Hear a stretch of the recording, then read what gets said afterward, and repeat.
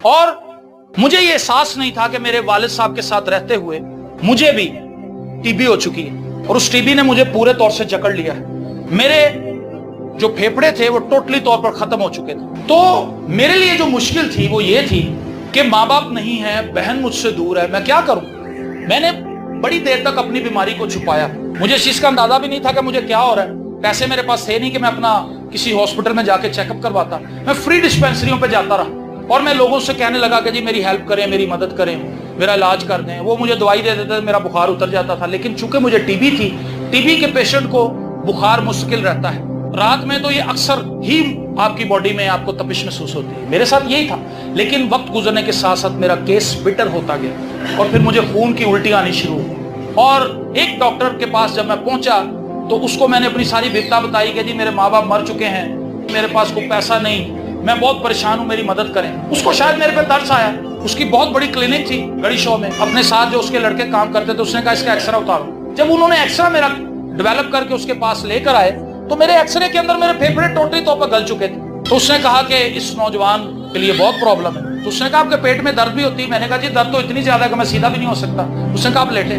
اس نے مجھے لٹایا، اس نے میرا الٹرا ساؤنڈ کیا۔ جب الٹرا ساؤنڈ کیا تو اس نے بتایا کہ آپ کی آنتیں میں ٹھیک نہیں ہے، آپ کو آنتوں کی اور پھیپھڑوں کی دو قسم کی ٹی بی ہے، اور یہ ٹی بی اس حد تک بڑھ چکی ہے کہ اس نے آپ کی آنتوں کو بھی کھا لیا ہے، اس نے آپ کے پھیپھڑوں کو بھی کھا لیا ہے، اور موت آپ کے سامنے کھڑی ہے۔ آپ چند دنوں کے مہمان ہیں، ماں باپ مر چکے ہیں، مجھے بھی موت کا پیغام مل چکا ہے، اور میری ایک بہن ہے جو اپاہج ہے، جو صرف میرے بارے میں سوچتی ہے کہ میرے بھائی کو کچھ ہو نہ جائے۔ اس کو حقیقت کیا، اس کو پتہ نہیں تھا کہ میرے بھائی کی اس وقت جو بدنی حالت ہے وہ کیا ہے۔ اور ہوا کیا کہ میں اتنا زیادہ تنگ آ گیا کہ میں میاں میر کالونی میں ریلوے ٹریک پر رات کو 1:30 بجے جنوری 99 میں لیٹ گیا جا کر ٹرین کے نیچے آنے کے لیے۔ نا امیدی اس قدر میری زندگی پر آ چکی تھی کہ مجھے لگتا تھا کہ موت ہی اس کا حل ہے۔ آج بہت سے لوگوں کو میں نے دیکھا ہے، وہ اپنے بچوں کو بھی زہر کھلا دیتے ہیں، خود بھی زہر کھا لیتے ہیں، کیونکہ ان کے پاس زندہ رہنے کی کوئی امید نہیں بچتی۔ لیکن میں آپ کو بتانا چاہتا ہوں کہ یسوع مسیح امید کا سرچشمہ ہے۔ ہاللیلویہ!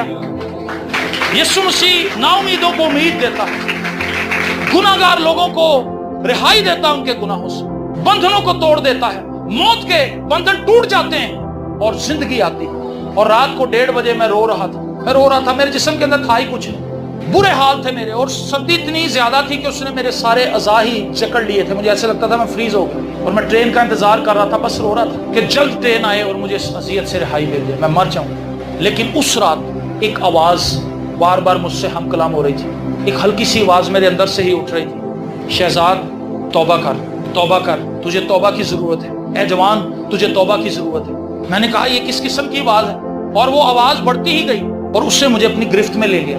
میں نے کہا اگر میں توبہ کروں گا تو خدا مجھے معاف نہیں کرے گا، کیونکہ میں بہت گناہ گار ہوں۔ میں نے آج تک کبھی بھی چرچ کا رخ نہیں کیا خوشی سے، میں کبھی خوشی سے چرچ نہیں گیا، میں نے کبھی بائبل مقدس کو کھول کے نہیں دیکھا، میں خدا کے خادموں کی رسپیکٹ نہیں کرتا، میں گیت نہیں گاتا، میں خدا کی ستائش نہیں کرتا، میں خدا کے بنائے ہوئے لوگوں سے محبت نہیں کرتا، خدا مجھے معاف نہیں کر سکتا۔ لیکن اس آواز کی محبت اور گرفت اس قدر زیادہ تھی کہ اس نے مجھے قائل کر لیا کہ تو اپنے منہ سے بول تو صحیح، توبہ تو کر، خدا کو بتا تو صحیح کہ میں اپنے گناہوں پر شرمندہ ہوں، میں پشیمان ہوں۔ اور اس رات میں نے اپنے منہ کو بھی نہیں کھولا، صرف دل سے ہی بات کی، کیونکہ میرے اندر اتنی قوت ہی نہیں تھی کہ میں بولتا، میں تو صرف دل میں ہی سوچ رہا تھا، اور وہ آواز میرے دل کے خیالوں کو ہی پڑھ کے خود سے جواب دیتی تھی، کیونکہ وہ کوئی انسان نہیں تھا، وہ خدا تھا، خدا کا پاک روح تھا جو مجھے قائل کر رہا تھا۔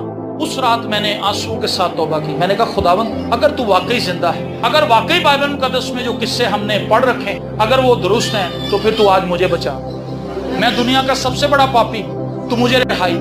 اور آپ بلیو کریں کہ جس جگہ پر میں لیٹا تھا، میری بیک سائڈ پر، اس ریلوے ٹریک کی بیک سائڈ پر میں نے دیکھا کہ ایک روشنی کا بہت بڑا سرکل ہے، اس روشنی کے سرکل کے اندر میں نے خدا یسوع مسیح کو دیکھا، اور خدا یسوع مسیح اس سرکل میں سے نکل کر میرے پاس آئے، انہوں نے کہا کہ نوجوان تو نے زندگی میں پہلی بار مجھے دل سے پکارا ہے، میں تیرا یسوع، اٹھ کے کھڑا ہو جا۔